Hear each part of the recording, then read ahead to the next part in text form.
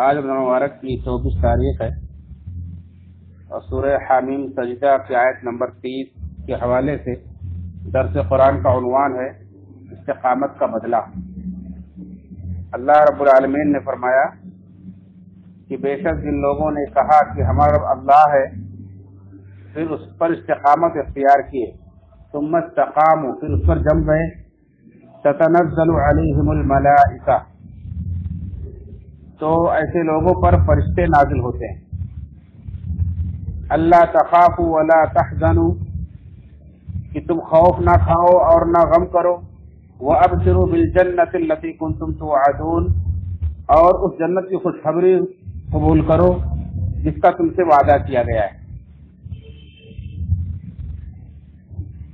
نحن اولیاؤکم فی الحیات الدنیا وفی الآخرہ، ہم دنیا کے اندر بھی تمہارے دوست ہیں اور آخرت کے اندر بھی۔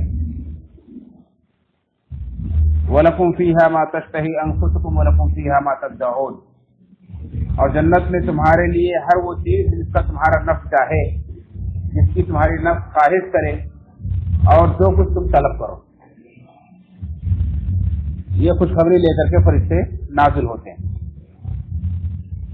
اس آیت کریمہ کے اندر واضح طور پر بتلایا گیا ہے کہ استقامت اختیار کرنے والوں کا بدلہ یہ ہے کہ اللہ رب العالمین کی طرف سے یہ خوشخبری سنائی جاتی ہے کہ اللہ تخافوا ولا تحزنوا، تم خوف نہ کرو نہ تم غم کرو۔ یہ جو جملہ بابا قرآن کریم میں پڑھتے ہیں کہ ایمان والوں کے لیے اللہ رب العالمین نے وعدہ کیا ہے، جیسے آپ شروع میں سن چکے سورہ بقرہ کے اندر فمن تبع ہدایا فلا خوف علیہم ولا هم يحزنون، جو میری اتاری ہوئی ہدایت کی پیروی کریں گے تو ان پر نہ کوئی خوف ہوگا نہ کوئی غم ہوگا۔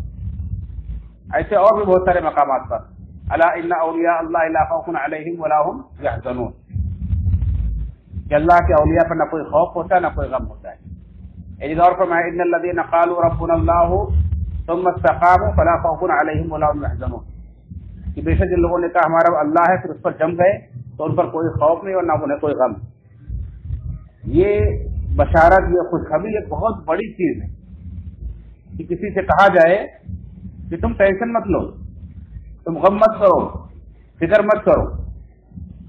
آپ تصور کریں کہ آپ کی زندگی میں بھی کتنے ایسے مرحلے آتے ہیں کہ جب آپ انتہائی گھبراہٹ میں ہوتے ہیں، انتہائی پریشان ہوتے ہیں، اور آپ چاہتے ہیں کہ اس وقت آپ کو کوئی ڈھارس بندھائے، کوئی مطمئن کرے، آپ کو کوئی ہمت دلائے، چاہے وہ بہت زیادہ فکر اور ٹینشن کا مرحلہ ہو، کوئی بہت بڑا حادثہ آنے والا ہو، کوئی بڑی ذمہ داری آپ کو ادا کرنی ہو، بہت بڑے امتحان سے آزمائش سے آپ کو گزرنا ہو، یا کوئی بڑا حادثہ آپ کی زندگی میں پیش آ چکا ہو، دونوں مرحلوں میں انسان اس بات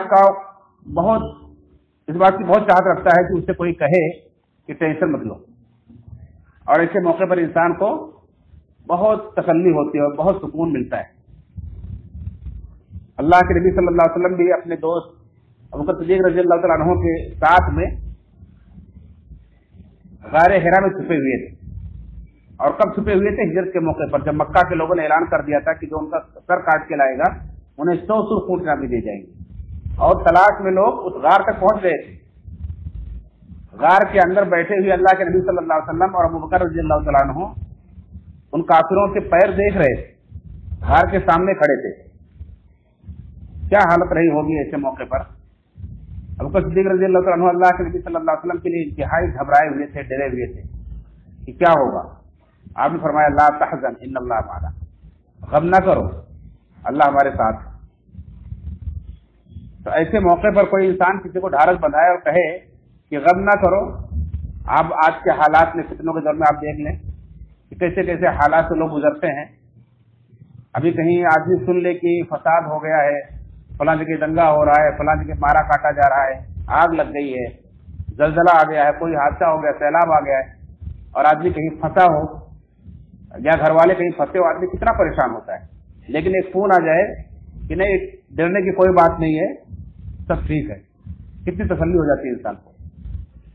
تو اس طرح سے زندگی کے ہر مرحلے میں استقامت اختیار کرنے والوں کے لیے خوشخبری سنائی اللہ نے کہ ایسے لوگوں پر اللہ کے فرشتوں کا نزول ہوتا ہے، تتنزل علیہم الملائکہ، فرشتے نازل ہوتے ہیں. اور فرشتوں کے نازل ہونے کا مقصد کیا ہے؟ اللہ تخافوا ولا تحزنوا. یہ دنیا کے اندر بھی ہر مرحلے میں، میدان بدر کے اندر بھی جب 313 مسلمان تھے، سامنے ہزاروں کی تعداد میں کافر تھے اور پوری طرح سے اسلحے سے لیس تھے. ادھر پوری طرح ہتھیار بھی نہیں تھے، کمزور تھے، کسان لوگ تھے، لیکن اللہ رب العالمین نے فرشتے نازل فرمائے. کیوں؟ ان کے حالت بنانے کے لیے، انہیں مطمئن کرنے کے لیے. فتح تو اللہ تعالیٰ بغیر فرشتوں کو نازل کیے بھی دے سکتا تھا، لیکن فرشتوں کو ان کے پیچھے نازل کیا کہ تمہیں ڈرنے کی ضرورت نہیں، تمہارے ساتھ اور لوگ بھی ہیں، تو اپنی تعداد کو مت دیکھو. تو اس طرح سے آپ جب کسی ایسے حالات سے دوچار ہوتے ہیں، جب آپ کی جان کو، مال کو، آپ کے ایمان کو خطرہ ہوتا ہے، تو ایسے موحد پرست کو، ایسے توحید پرست کو، ایسے سخاوت کیا کرنے والوں کو اللہ رب الفرشتے نازل کرتا ہے اور انہیں وہ ڈھارس بڑھاتے ہیں. اللہ تخافوا ولا تحزنوا، غم مت کرو، خوف مت کھاؤ. ایسے موقع پر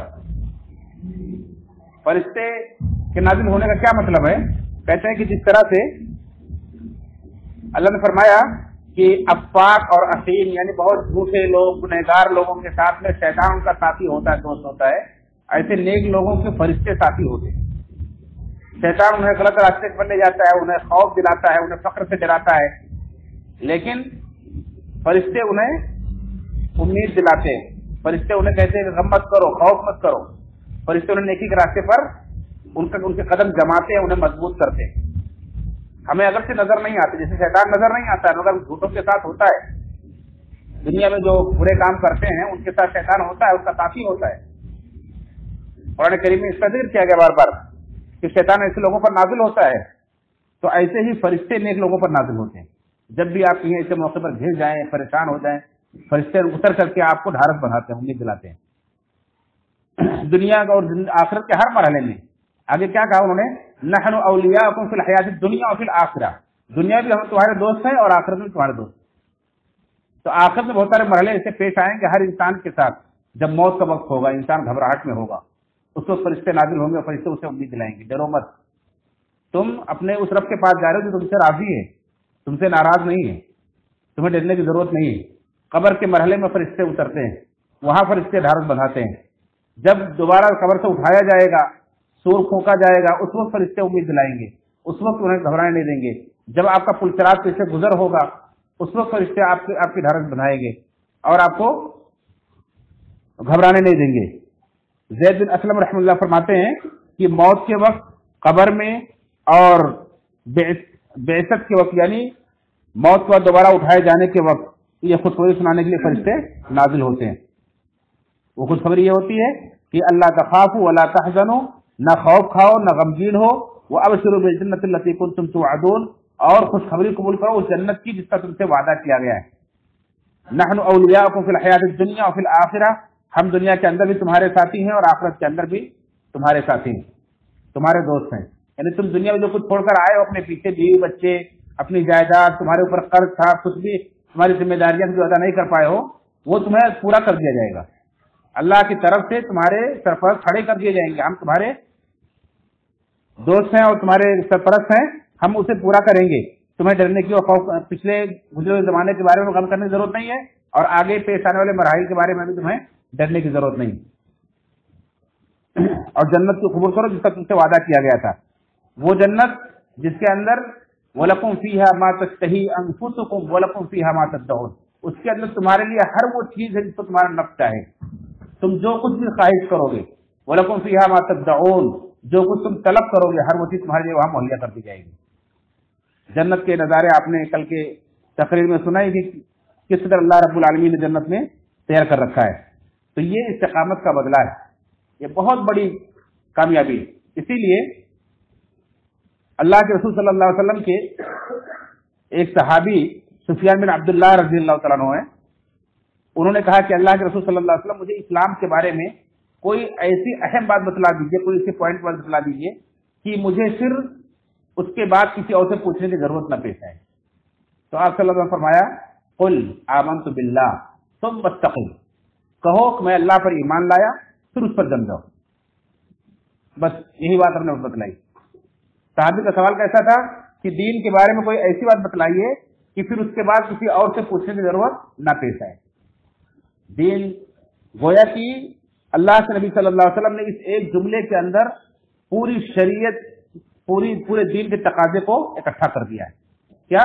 कुल आमंतु बिल्लाह सुम्मा इस्तक़ीम, कहो मैं अल्लाह पर ईमान लाया फिर उस पर जम जाओ। इसीलिए अब्दुर्रहमान किलानी रहमतुल्लाह अलैह अपनी तफसीर के अंदर कहते हैं कि ये दीन की मुख्तसर तरीन तफहीम है जिसके अंदर सारी शरीयत को समेट दिया गया है। जब बंदा कहता है कि आमंतु बिल्लाह, मैं अल्लाह पर ईमान लाया, और फिर उस पर जम जाता है, किस तरह से जम जाता है कि अल्लाह को अपना रब उसने मान लिया है और रब मान करके अब उसी के रास्ते पर चलेगा जिंदगी भर, उसी की मर्जी उसके पेश नजर होगी, उसी से वो डरेगा, उसके अलावा किसी से नहीं डरेगा, वो उसी का हुक्म मानेगा, उसके साथ किसी के नहीं मानेगा, अपनी सारी जरूरतें उसी से वो मांगेगा, अपनी सारी उम्मीदें उसी से वाबस्ता रखेगा, भरोसा उसी पर करेगा, सारी परेशानियां उसी के सामने रखेगा। यह है अल्लाह को रब मानने का मतलब। वरना हर कोई कहता है अल्लाह मेरा रब है, लेकिन जब उसके मानव मफहूम को नहीं जानते तो उसके तकाज़ों में नहीं समझते। इसलिए अल्लाह इकबाल ने कहा है, जुबान से कहे भी दिया ला इलाहा तो क्या हासिल, दिलो दिमाग मुसलमान नहीं तो कुछ भी नहीं। आदमी अल्लाह को जो अपना रब माने तो उसको समझे कि मैं क्या कह रहा हूं। अल्लाह को रब मानने का मतलब क्या है कि अल्लाह ही रब मानने का मतलब होता है कि अल्लाह ही है जो सब कुछ पैदा करता है और अल्लाह ही है जो सबकी परवरिश करता है। सारे नफा नुकसान का मालिक वही है।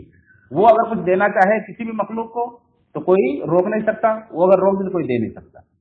वो कुछ फैसला करे तो उसके फैसले को कोई टाल नहीं सकता। फ़इन्नमा तक़ज़ी वला युक़ज़ा अलैक, तू फैसला करता है, तेरे खिलाफ कोई फैसला नहीं किया जाता है। तो अल्लाह को रब मानने का मतलब यही है। इसीलिए आप जब मरकर कब्र में जाते हैं तो फरिश्ते से पहला सवाल आप यही करते हैं, मन रब्बुका, तुम्हारा रब कौन है। और जो आदमी अल्लाह को रब मान लेता है तो इबादत भी सिर्फ उसी की करता है। जो अल्लाह के साथ दूसरों की इबादत करते हैं वो अल्लाह को रब नहीं मानते।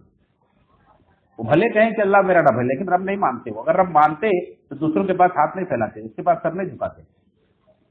इसलिए अल्लाह रब्बुल आलमीन जहां देखें आप, जहां जहां भी अल्लाह रब्बुल आलमीन ने तौहीद उलूहियत का हुक्म दिया है, अल्लाह की इबादत का हुक्म दिया है, वहां वहां अल्लाह रब्बुल आलमीन ने रुबूबियत का हवाला दिया है कि बताओ जमीन आसमान को किसने पैदा किया है, कौन है जो तुम्हारे आंख कान नाक का मालिक है, कौन है जो तुम्हें रोजी देता है। जब रब वो है तो उसके साथ दूसरे की इबादत क्यों करते हो। यही बार बार दोहराया अल्लाह रब्बुल आलमीन। फरिश्ते यही पूछेंगे मन रब का, तुम्हारा रब कौन है।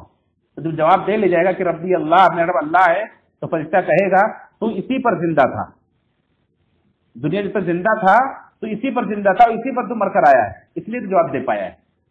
वरना कोई कितना पढ़ा लिखा हो जवाब नहीं दे पाएगा। जो अल्लाह को रब मानकर दुनिया में जीता था वही जवाब दे पाएगा। तो अल्लाह को रब मानकर उस पर जम जाना, इस्तक़बाल इख्तियार कर लेना, ये असल कामयाबी है।